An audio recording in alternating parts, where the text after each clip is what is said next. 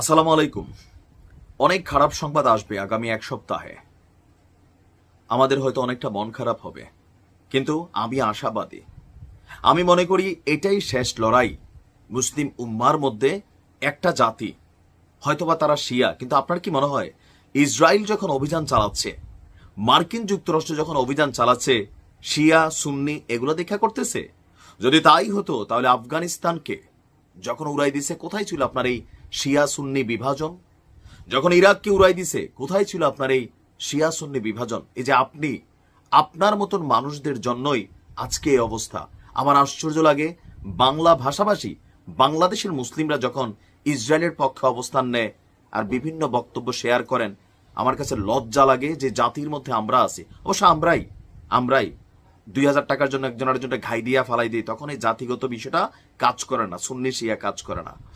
তবে আমাদের মধ্যে জাতিগত বিরোধ থাকলেও অমুসলিম রাষ্ট্র হিসাবে যে রাষ্ট্রগুলো ইরানের পাশে দাঁড়িয়েছে, কূটনৈতিকভাবে বক্তব্য দিয়ে, গোপনে প্রকাশ্যে মেশিনারিজ দিয়ে, আমি তাদেরকে ধন্যবাদ জানাই উত্তর কোরিয়ার পাগলা প্রেসিডেন্ট কিম জং উনকে। আমি অপেক্ষা করছিলাম যে কিম জং উন কখন বিষয়টাতে কনসেন্ট্রেশন করে। আলহামদুলিল্লাহ, উত্তর কোরিয়ার এই সমর্থনটাকে আমি মনে করি এই মুহূর্তে ইরানের জন্য খুবই পজিটিভ একটা অবস্থান। দর্শক, ইরানের উপর এবং ইসরায়েলের উপর এই যে গত 4 থেকে 5 দিনের যুদ্ধ চলছে, দিন শেষে ইরানের পক্ষে নিজেদের সর্বোচ্চ অবস্থান প্রকাশ করেছে উত্তর কোরিয়ার প্রেসিডেন্ট আপনার কিম জং উন। কিম জং উন বলছে, ইরানের উপর ইসরায়েলের এই আগ্রাসী হামলা মানবতার বিরুদ্ধে অপরাধ, সার্বভৌমত্বের বিরুদ্ধে অপরাধ, এবং এই ধরনের আচরণ কোনোভাবেই গ্রহণযোগ্য না। গতকালকে আপনার উত্তর কোরিয়ার রাষ্ট্রীয় সংবাদ সংস্থা KCCN প্রকাশিত এক বিবৃতিতে কিম জং উনের যে বক্তব্য আসছে, সেখানে বলা হয়েছে যে উত্তর কোরিয়া ইসরায়েলের সামরিক হামলার কারণে গভীর উদ্বেগ প্রকাশ করছে এবং তা দৃঢ়ভাবে নিন্দা জানাচ্ছে। ইসরায়েল যে ইরানে বেসামরিক জনগণকে হত্যা করছে, সেটি মানবতার বিরুদ্ধে অপরাধ।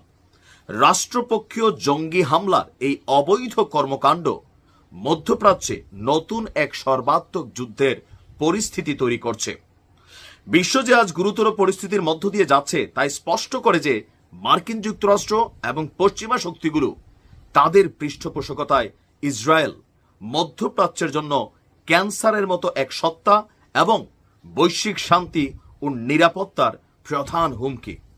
ইরানের সর্বোচ্চ শীর্ষ সামরিক কর্মকর্তা, পারমাণবিক বিজ্ঞানী সহ যে সাধারণ মানুষদের উপর ইসরায়েল আপনার অভিযান চালিয়েছে, তা কোনোভাবেই গ্রহণযোগ্য না।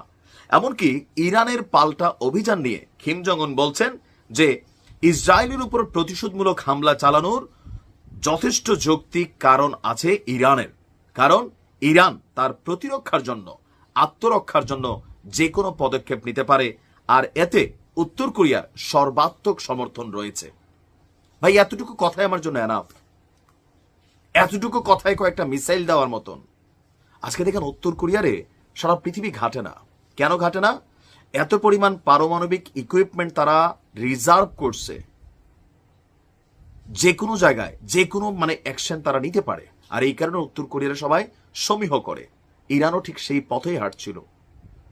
কাতার নিন্দা জানানোর মধ্যে সীমাবদ্ধ। সৌদি মধ্যস্থতা করতে চাচ্ছে। আর কিসের মধ্যস্থতা? তোমরাই তো গোপনে চিঠি পাঠাইছিলা ইরানের কাছে যে ভাই দেখেন, ঝামেলার দরকার নাই, পরমাণুটা একটু কমাই ফেলেন, নয়তো আমেরিকা কিন্তু ডিস্টার্ব করবে, ইসরায়েল ডিস্টার্ব করবে। আমরা সতর্কতা জানাচ্ছি। এই অবস্থা, জিল্লাত। এরকম বন্ধু থাকার চেয়ে না থাকাই ভালো।